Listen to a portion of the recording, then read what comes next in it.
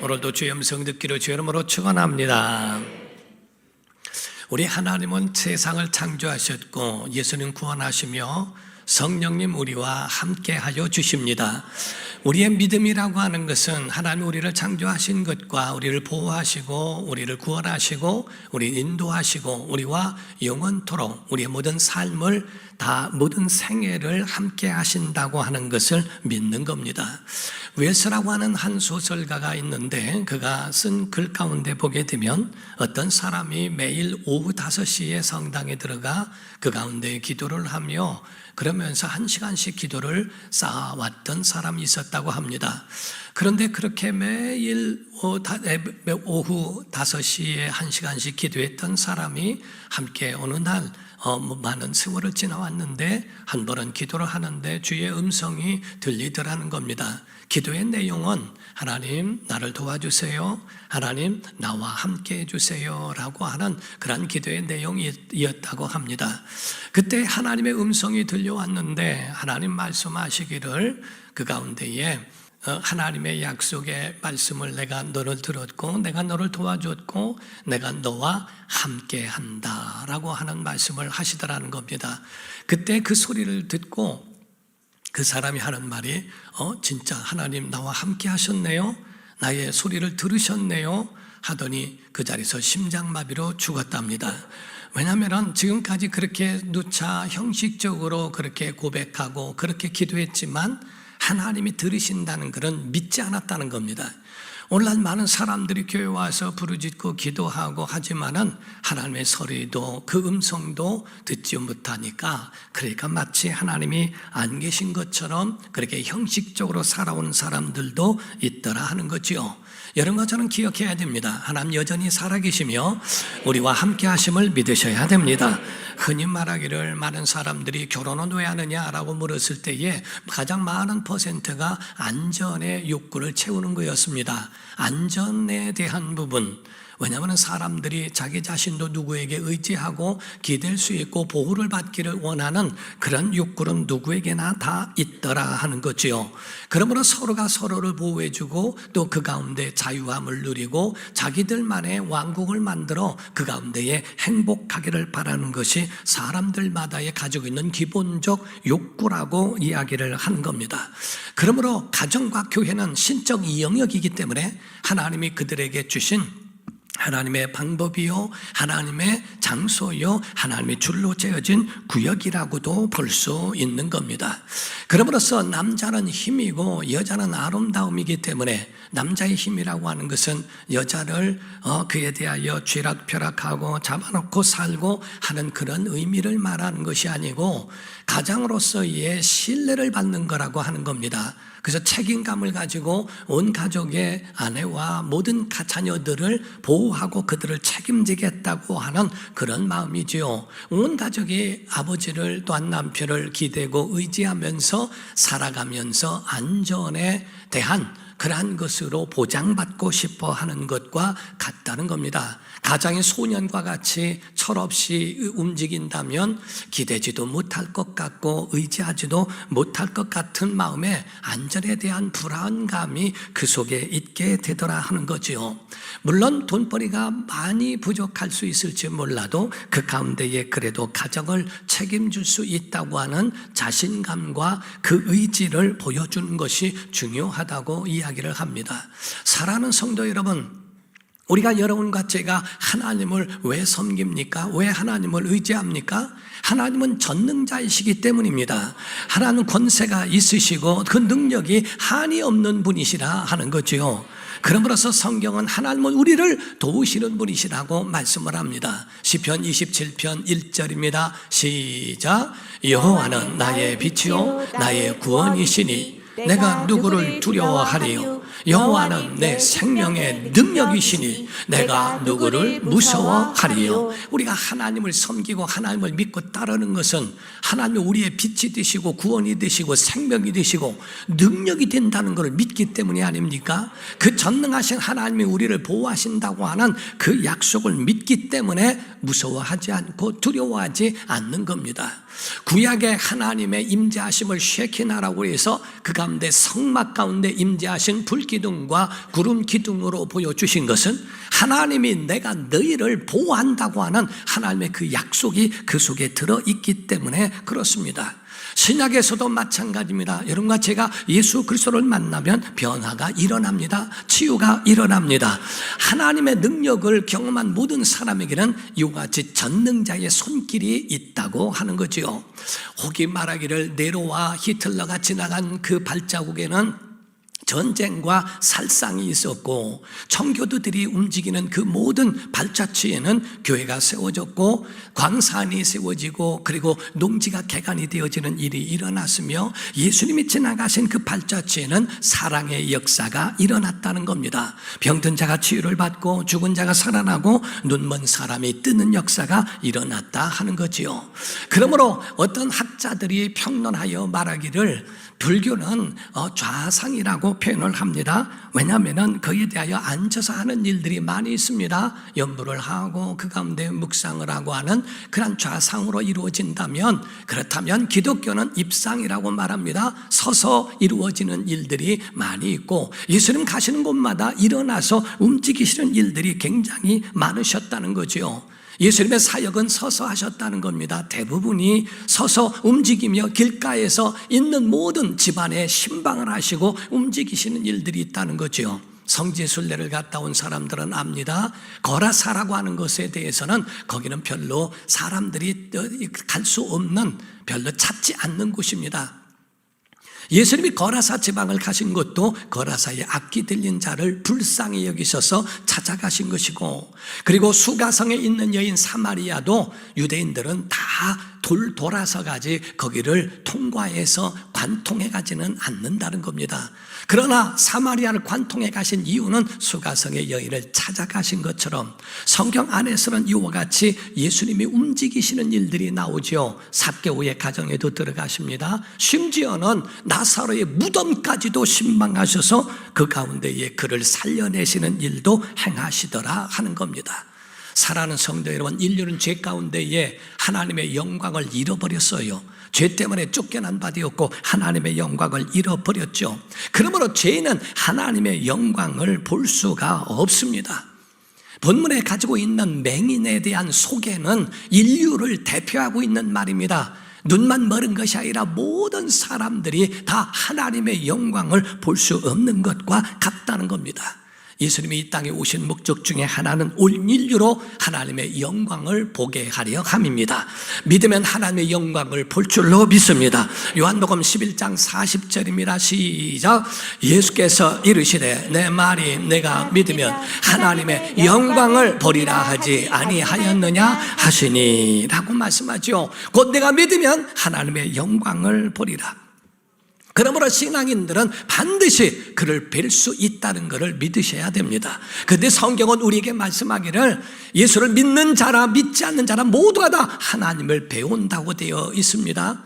요한계시록 1장 7절입니다. 말씀하여 볼지어다 그가 구름을 타고 오시리라. 각 사람의 눈이 그를 보겠는데 그를 찌른 자들도 볼 것이요 땅에 있는 모든 족속이 그로 말미암아 애곡하리니 그러하리라. 아멘. 이렇게 돼 있어요. 곧 예수님을 찌른 자들도, 비방했던 자들, 곧 믿는 자라 믿지 않는 자라 모두가 다 바로 그 하나님을 만나게 되고 볼 수 있게 되더라 하는 거지요. 이와 같은 것, 여러분, 그 하나님을 누구를 배우느냐 하는 겁니다. 요한복음 13장 16절 17절에는요 하나님이 세상을 이처럼 사랑하사 독생자를 주셨으니 이는 그를 믿는 자마다 멸망하지 않고 영생을 얻게 하려고 하십니다. 하나님이 그 아들을 세상에 보내신 것은 세상을 심판하려고 오신 것이 아니고 그로 말미암아 세상의 구원을 받게 하려 하심이라고 말씀을 하십니다. 곧 예수님의 초림 때, 예수님이 처음 오셨을 땐 아기로 태어나셨고 성장하셨고 죽음을 당하시는 이 모든 일들이 바로 이 땅에 오신 초림 때에는 심판을 목적으로 온 것이 아니라 구원을 목적으로 오셨다고 되어 있지만은, 그러나 예수님 다시 오시는 재림 때에는 예수님이 이와처럼 아기로 태어나고 하는 게 아닙니다. 어떤 영화에서는 예수님이 구세주가 아기로 태어나고 성장하고 이러한 것들을 극화했는데 믿지 마세요. 그건 허구에 불과하고 그건 소설에 불과한 겁니다. 성경은 우리에게 곧 구름을 타고 오시리라. 주님의 재림은 왕으로 오시는 겁니다. 심판주로 오시는 겁니다. 그때 예수 그리스도를 믿어 구원을 준비한 자들에게는 구원의 날이 되지만은 믿지 않는 자들에게는 심판주로 오신다라고 하는 것을 말씀하는 겁니다. 여러분과 제가 창조주를 뵌 적은 없어요. 그러나 끝은 본다는 겁니다. 창조주를 볼 수는 없지만 마지막을 보는데 마지막에 나타나신 구세주를 보느냐 아니면 마지막에 나타나신 심판주를 보느냐만 달라지는 것뿐입니다. 하나님의 아들을 이 땅에 보내시고 오늘날 교회를 세우시고 예수 그리스도를 믿도록 전도하는 이유가 뭡니까? 그것은 구세주를 만나게 하려 하심입니다. 만약에 구세주를 만나지 못하면 그는 영원토록 심판주를 만나 영원한 형벌을 받을 수밖에 없기 때문에 그런 겁니다. 오늘 말씀에서는 귀한 말씀들이 많아요. 정말 중요한 말씀들이 많이 있습니다. 본문은 예수 그리스도 십자가를 지시기 위하여 그 순환을 앞두고 목전에 두고 예루살렘을 향하여 가시던 일에 나타난 사건입니다. 그는 바로 이 나타나는 바디메오라고 하는 사람은 예수 그리스도를 만나게 되고 그는 구세주인 예수 그리스도를 만나 눈을 뜨고 보게 되는 은혜를 입게 됐지요. 여기서 눈을 떴다고 하는 것은 영적으로는 하나님의 영광을 보게 되었다는 뜻과 같습니다. 주님을 만남으로 인하여 눈도 뜨게 되었고 하나님의 영광을 볼 수 있도록 되었다는 거지요. 여기서 바디메오라는 말은 바라는 말은 아들이란 말에서 비롯됩니다. 그리고 디메오라는 말은 이름입니다. 그래서 바디메오라는 말 자체가 디메오의 아들 이런 뜻이거든요. 거지 디메오의 아들인 이 사람이 주님을 만났다는 것, 아니 석학이나 권력자나 아주 그런 사람 부자가 주님을 만난 게 아니라 아주 거지요 그리고 맹인이요 세상은 관심도 없는 이 사람이 주님을 만났다는 건 엄청난 일인데요, 여기서 중요한 것이 있습니다. 예수님의 발걸음을 멈추게 했다는 겁니다. 마가복음 10장 49절에 보게 되면 시작, 예수께서 머물러 서서 그를 부르라 하시니 예수께서 머물러 서셨다는 겁니다. 대부분의 사람들이 이 성경을 그냥 지나가요. 이 구절을 별로 생각하지 않습니다. 구약에도 엄청난 일이 있었죠. 태양이 중철에 머물고 달도 중철에 머물렀던 그러한 일이 있습니다. 여호수아가 그에 대하여 명령한 대로 하나님이 그 목소리를 들으셔서 태양을 멈추고 달을 한시 동안에 멈추게 한 사건이 있었습니다. 여호수아 10장에 보면 12절에서 14절입니다. 여호와께서 아모리 사람을 이스라엘 자손에게 넘겨주시던 날에 여호수아가 여호와께 아뢰어 이스라엘의 목전에서 이르되 태양아 너는 기본 위에 머무르라, 달아 너도 아얄론 골짜기에서 그리 할지어다 하매, 태양이 머물고 달이 멈추기를 백성이 그 대적에게 원수를 갚기까지 하였느니라. 야살의 책에 태양이 중철에 머물러서 거의 종일토록 속히 내려가지 아니하였다고 기록되지 아니하였느냐. 여호와께서 사람의 목소리를 들으신 이 같은 날은 전에도 없었고 후에도 없었나니 이는 여호와께서 이스라엘을 위하여 싸우셨음이니라 라고 말씀하죠. 태양이 멈추고 달이 멈춘 게 큰 게 아닙니다. 비조된 것이 아니라 하나님의 아들의 발걸음을 멈췄다고 하는 건 굉장한, 태양이 멈추고 달이 멈춘 것보다 더 엄청난 사건이 예수님의 발걸음을 멈추게 한 것이라고 이야기를 합니다. 사랑하는 성도 여러분, 이 음성을 주님이 들으시고 이와 같이 주님이 발걸음을 멈추게 하셨을진데, 구약의 태양이나 달은 이런 모든 만물의 움직임 속에서 이루어진 섭리이기 때문에 전에도 없었고 후에도 없지만은 예수님의 발걸음은 예나 지금이나 믿는 자들에게 멈춰 주실 수 있다는 겁니다. 왜냐하면 히브리서 13장 8절입니다. 시작, 예수 그리스도는 어제나 오늘이나 영원토록 동일하시니라. 아멘. 성경에 기록된 주님과 오늘날 우리가 믿는 주님이 동일하시다는 거죠. 바로 그분은 우리의 목소리를 들으시고 우리의 절규를 외면하지 않으신다는 겁니다. 우리의 눈물과 우리의 외침을 반드시 하나님은 들으신다고 말씀하고 있다는 겁니다. 그 전에 IT에 지진이 일어났을 때의 일이었습니다. 선교사님의 어떤 일화가 있었어요. 선교사님이 하루는 먼 곳으로 선교 활동을 가셨는데 그때 IT에 거기에 지진이 일어났다는 겁니다. 그때의 그 소리를 듣고 소식을 듣고 가만히 생각했습니다. 자기의 선교지에 있는 자기 아내가 있는 그곳의 마을에도 바로 이와 같이 지진이 일어났는데 거기는 외딴 곳이기 때문에 구조대원들이 알지 못하기 때문에 거기까지 가지는 않을 것이라는 거죠. 그래서 이 선교사님은 선교 활동을 멈추고 그곳으로 달려갑니다. 8시간을 가는데 여진으로 인하여 사람들은 가면 안 된다고 함에도 불구하고 그곳을 뚫고 그 지진과 일어나는 그런 모든 것을 뚫고 거기를 달려갔는데 자기 집에 와보니 모든 자기 집이 다 무너져 버렸고 그 가운데의 잔해 속에서 그 가운데 묻혀있는 자기 아내를 발견하게 됩니다. 그때 그 속에서 묻혀있는 아내가 신음소리를 내는 목소리를 듣고 자네를 막 해치고 그 가운데 아내를 건지며 꺼내게 됩니다. 그때 첫 마디가 아내는 선교사님을 향하여 당신이 올 줄 알았어요 말았고 이 목사님도 또한 그에게 당신 살아있을 줄 알았다라고 이야기를 하는 첫 마디의 말이라고 이야기를 합니다. 여러분이 인생을 살아갈 때 힘들고 어렵고 모든 일에 아픔과 걱정과 모든 그런 것에 의한 지진과 같은 환난 속에 떨어진 잔해 속에서라도 여러분의 신음소리를 들으시는 주님이 달려오실 줄 믿습니다. 여러분의 소리를 듣고 오실 줄 믿습니다. 만나주시면 살아난다고 하는 겁니다. 이와 같이 하나님의 약속을 과연 믿는가? 주님을 만나면 눈을 뜨고 볼 수 있는 것처럼 주님의 발걸음을 누가 멈출 수 있겠는가? 어떤 사람이 주님의 발걸음을 멈추게 할 것인가? 성경을 보게 되면 예수님의 발걸음을 멈춘 것이 석학이나 빌라도나 헤롯이나 이런 자들이 아니었고 하나 거지였다는 거예요. 그것도 앞을 볼 수 없는 맹인이 주님의 발걸음을 멈추게 하였다 하는 거지요. 어떤 사람일까? 성경에 우리가 한번 좀 분석해 보면은요, 첫 번째 겸손한 사람에게 주님은 발걸음을 멈추어 주신다는 거예요. 자기를 낮추는 사람, 교만치 아니하고 그 앞에 엎드린 사람, 주님의 은혜를 간구하는 사람, 그들에게 주님은 발길을 멈추어 주신다는 거죠. 여러분, 이런 말이 있습니다. 은혜는 링거와 같다 하는 말이 있습니다. 링거를 우리가 수액을 맞기 위하여 링거를 맞으면은 거기에 보면은 이 수액이 사람보다 위에 있습니다. 사람보다 밑에 있으면은 수액이 사람에게 들어가질 못하기 때문에 링거가 위에 있어요.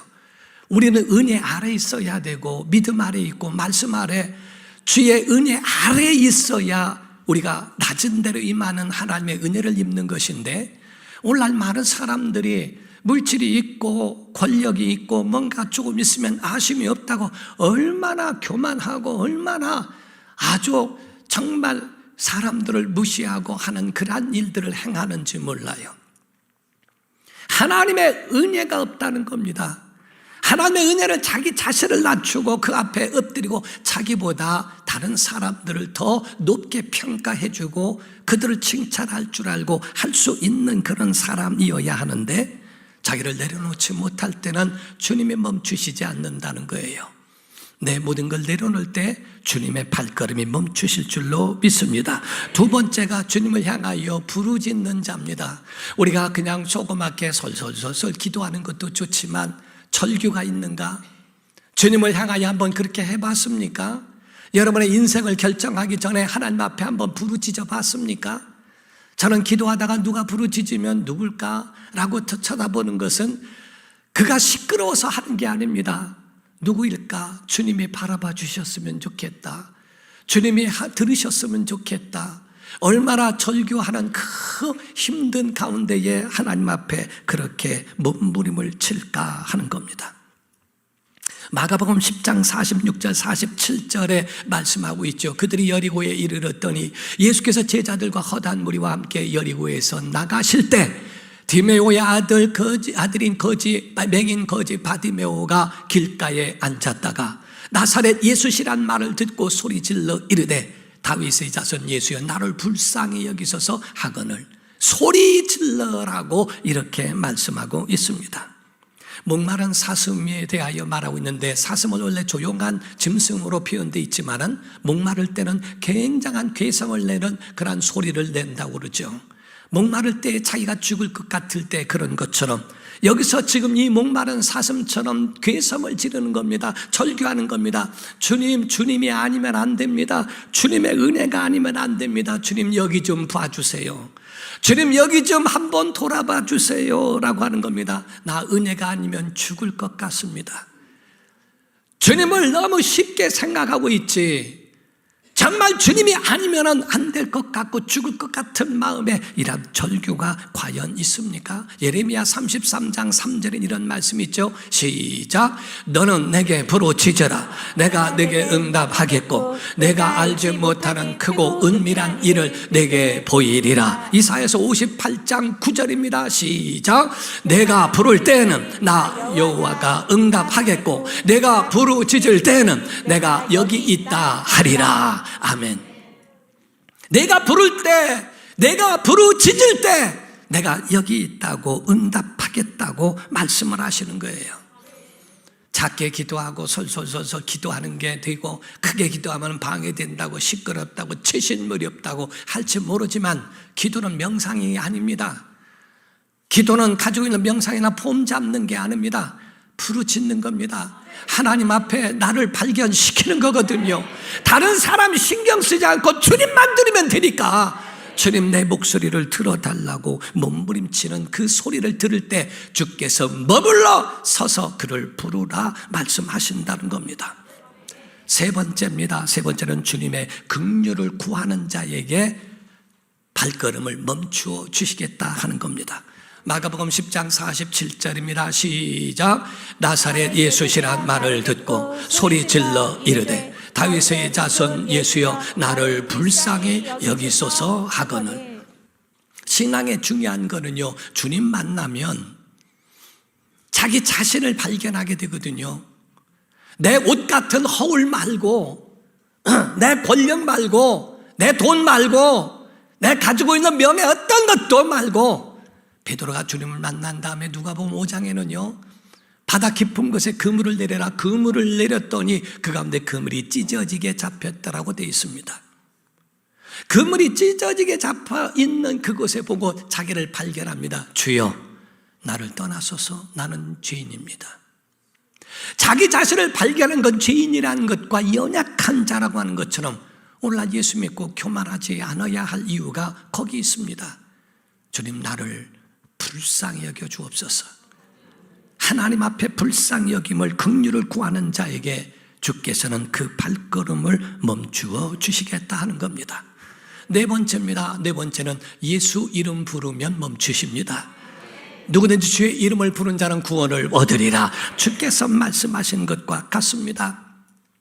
다윗의 자손 예수여 나를 불쌍히 여기소서라고 그렇게 소리 지르는 그 맥인 바디메오. 예수의 이름은 하늘의 문도 열고 닫을 수 있는 천국 열쇠와 같아서 마스터 키와 같다는 겁니다. 마태복음 16장 18절에서 보면은요 19절을 봅니다. 또 내가 네게 이르노니 너는 베드로라. 내가 이 반석 위에 내 교회를 세우리니 음부의 권세가 이기지 못하리라. 또 내가 천국 열쇠를 네게 주리니 내가 땅에서 무엇이든지 매면 하늘에서도 매일 것이요 내가 땅에서 무엇이든지 풀면 하늘에서도 풀리리라. 이렇게 말씀하죠. 천국 열쇠를 열 수 있는 예수의 이름을 우리에게 주셔서 땅에서 매면 하늘에서도, 땅에서 풀면 하늘에서도 매고 풀리는 역사가 있게 하시겠다는 거죠. 예수 이름 부르기를 주 이름으로 축원합니다. 그리고 한 가지 중요한 것이 있는데, 하나님의 사람 신앙인들이라면 신령한 기회를 놓치지 말라는 겁니다. 예수님은 이제 마지막을 향하여 십자가를 향해 가고 있어요. 여리고로 들어오셨다가 나가실 때 다시는 여리고로 돌아오지 않습니다. 이제 십자가를 지시는 것만 남아있거든요. 다시는 기회가 그에게 돌아오지 않을 수 있다는 거죠. 이게 마지막 기회가 될 수 있다는 겁니다. 오늘의 예배가 마지막이 될 수도 있다는 겁니다. 오늘 부흥회가 마지막 부흥회가 될 수도 있다는 겁니다.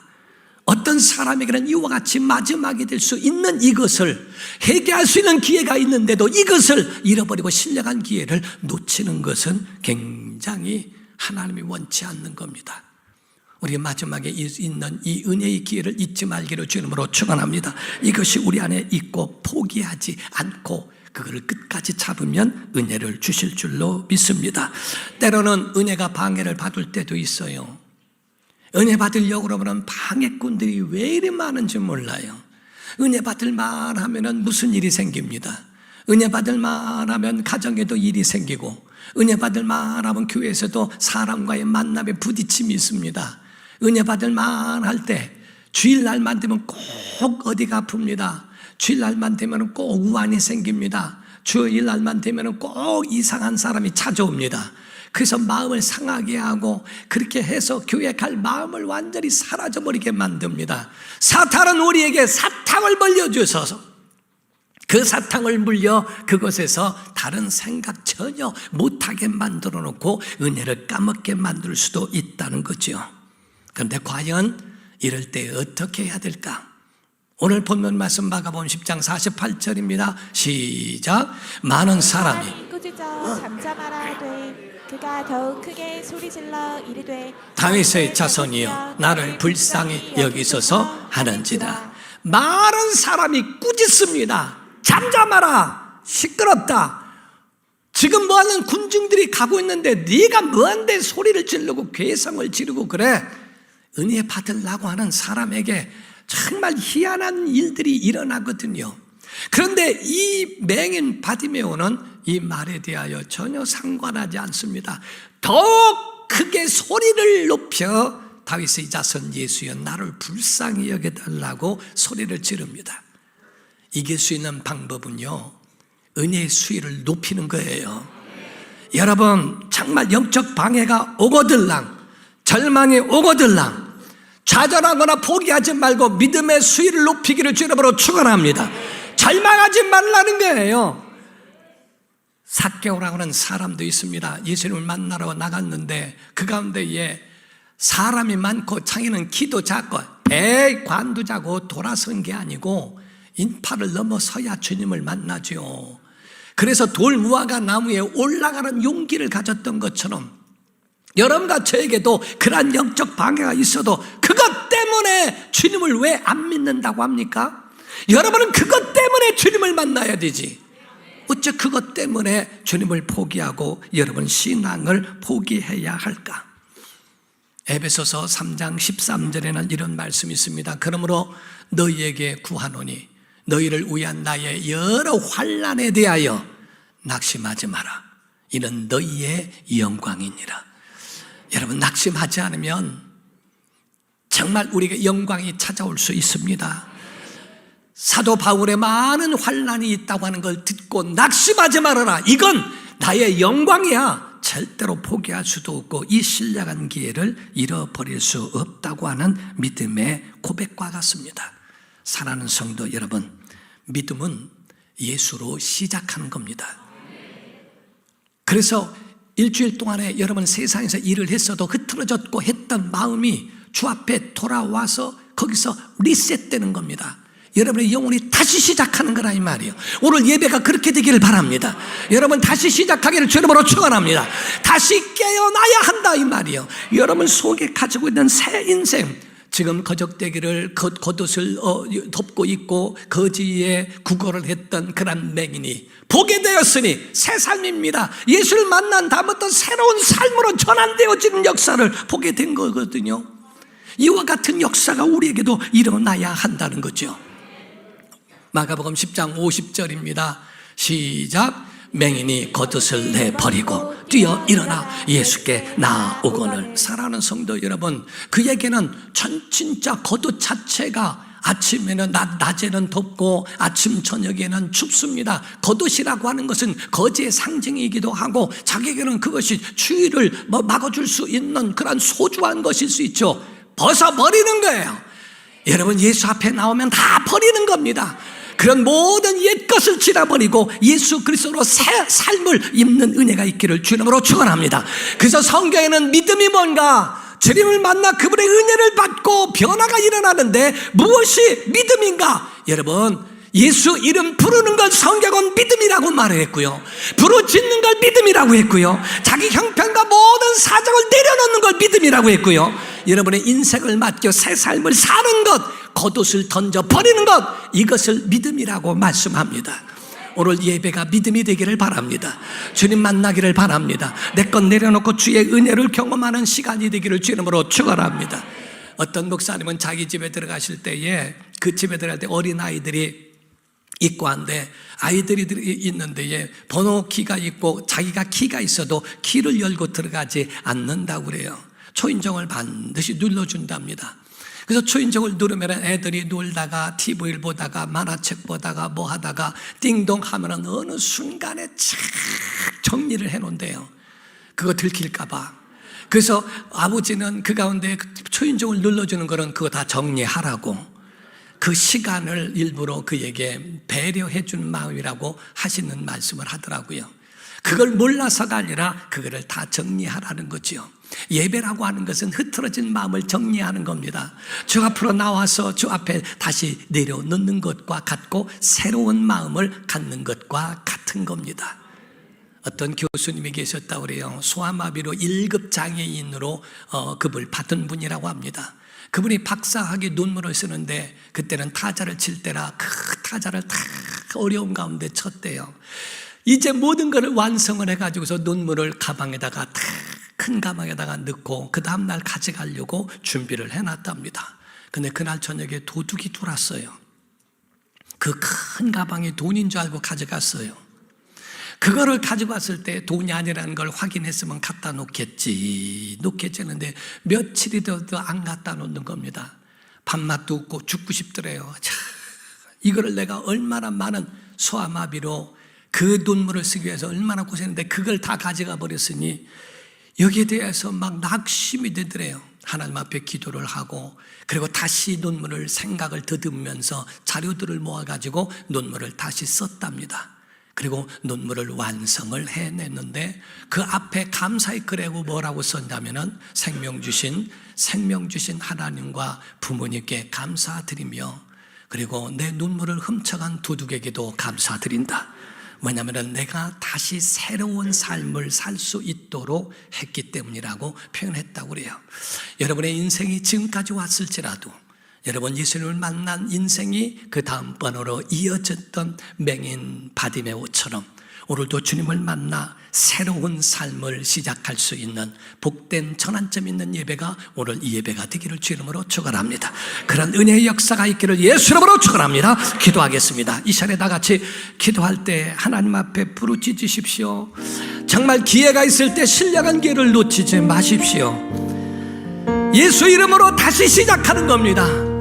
주님, 우리에게 긍휼을 베풀어 주시옵소서. 주님의 은혜로 다시 한번 생힘을 얻을 수 있도록 이 시간에 예배 가운데 역사해 달라고 다 같이 간절한 마음으로 통성으로